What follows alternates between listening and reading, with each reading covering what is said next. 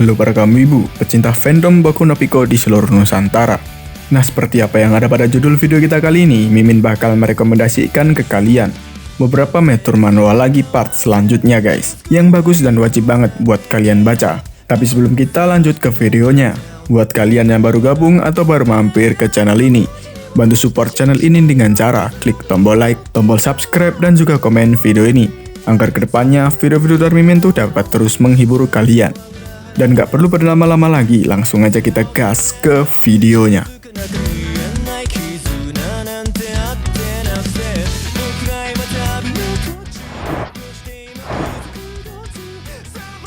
Teacher Listen.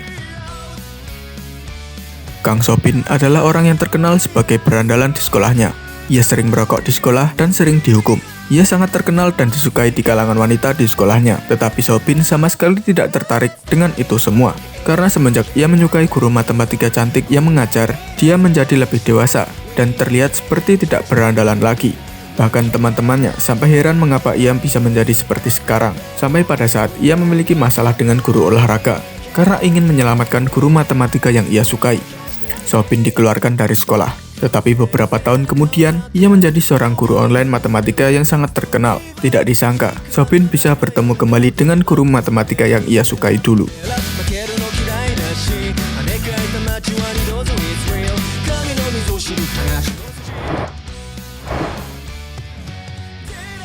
Bad Guy.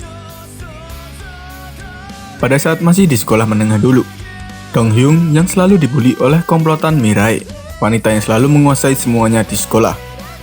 Mirai dan teman-temannya selalu membuli orang-orang yang lemah. Saat ini, Dong Hyun memutuskan untuk berubah menjadi orang yang lain. Sampai pada saat dimana Dong Hyun mulai bertemu lagi dengan Mirai.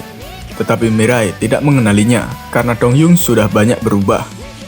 Dong Hyun memutuskan untuk tidak mengakhiri semuanya begitu saja seperti ini. Ia memutuskan untuk membuat Mirai menjadi menginginkannya dan membalaskan dendamnya ketika masih di sekolah menengah dulu dengan cara permainannya.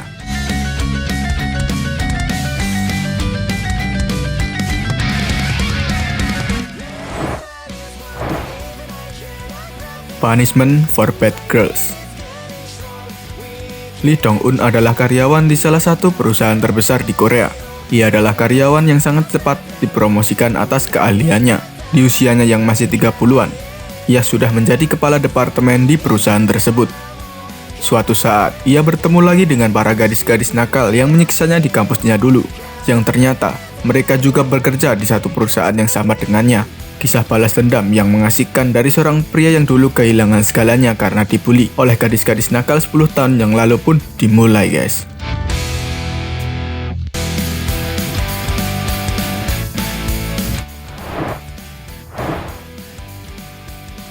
Childhood Bridge. Sohyun akhirnya kembali ke kampung halaman tempat tinggalnya dulu setelah pergi 7 tahun yang lalu. Ia mengingat dulu membuat janji dengan seorang gadis ketika mereka masih kecil. Kampung halaman tempat tinggalnya adalah sebuah pulau dengan pegunungan dan laut yang indah. Sekarang tempat ini telah banyak berubah dan menjadi tak seorang pun yang dapat menolaknya sama sekali seperti dulu. Seorang wanita yang menggunakan pakaian selam yang seksi. Hingga dengan ibu temannya, dengan sosok dewasa yang selalu menggodanya, menggugah hati seorang pria. Hal yang tidak bisa dilakukan dulu, menjadi bisa dilakukan sekarang.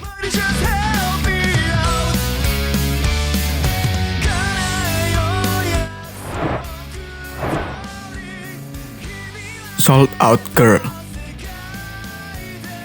Mengisahkan di sebuah perusahaan asuransi, tim hygiene terlalu ketat dan bisa dibilang agak kuno. Oleh karena itu, dia selalu berada di peringkat terakhir dalam setiap angka penjualan.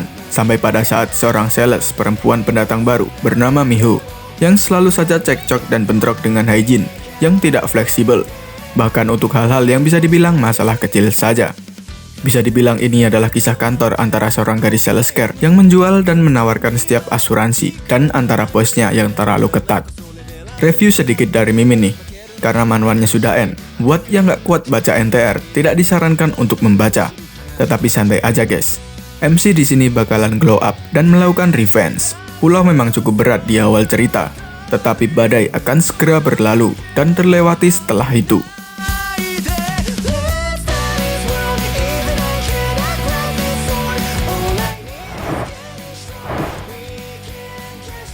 of Wusop Beauty.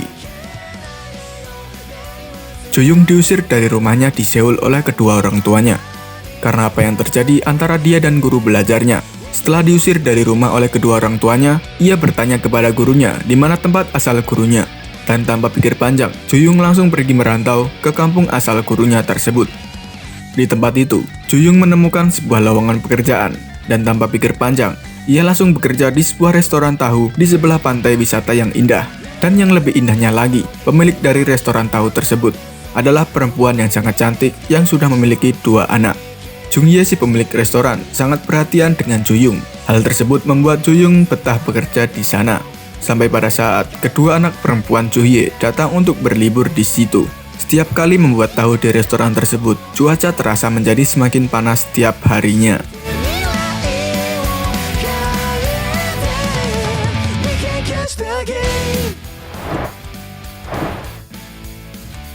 Not a friend, what do I call her as?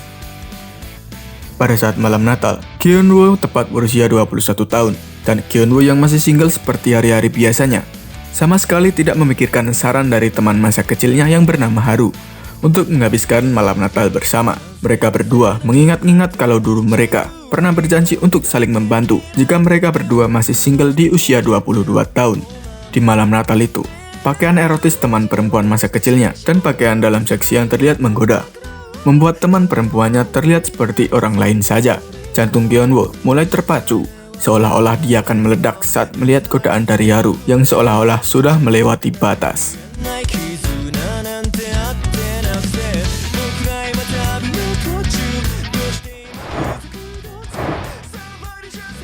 My girlfriend is so naughty. Tiba-tiba saja temannya mengajak Sungjong untuk menemani mengikuti kencan buta bersama. Dalam hidup Sungjong, ia sama sekali belum pernah merasakan berkencan atau pacaran dengan siapapun. Bahkan ia sampai iri dengan senior dan juniornya di pelatihan militer yang punya pacar dan mengirim kepedulian mereka dengan paket. Setelah menunggu beberapa minggu kemudian, akhirnya Sungjong mengikuti kencan buta tersebut. Dan disitulah dia bertemu dengan Ji Hye dan jatuh cinta pada pandangan yang pertama. Tanpa basa-basi, Sungjong langsung mendekatinya dan bertukar nomor. Selama masih di militer, Sungjong selalu berhubungan dengan Ji Hye. Dan setelah Sungjong selesai dari wajib militer, ia memutuskan untuk menyatakan perasaannya kepada Ji Hye.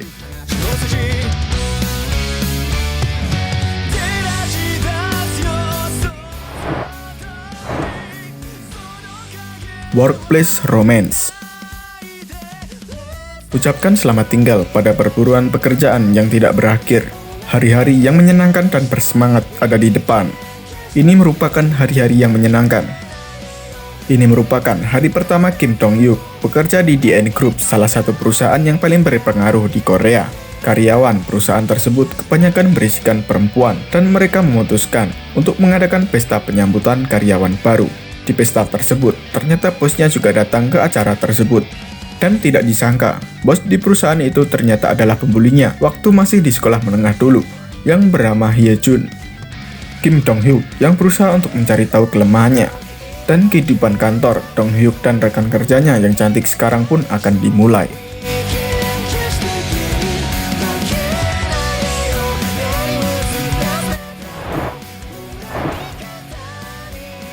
Under the radar.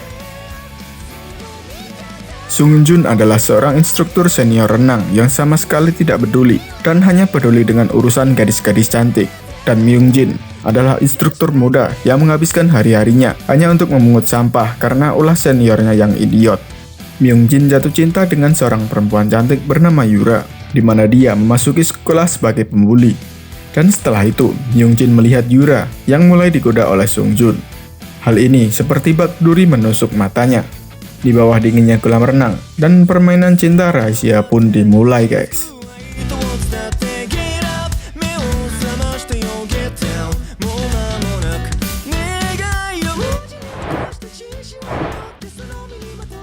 Banging Mother and Daughter.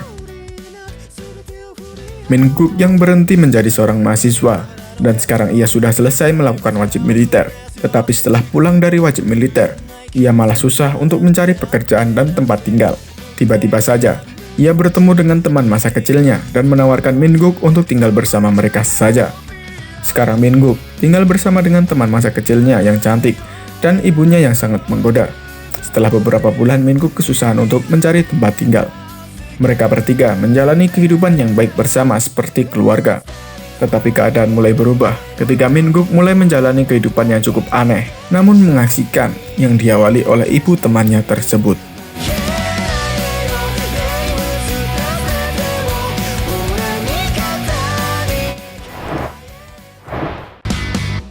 Nah itulah tadi beberapa rekomendasi manhwa yang menurut Mimin wajib banget buat kalian baca.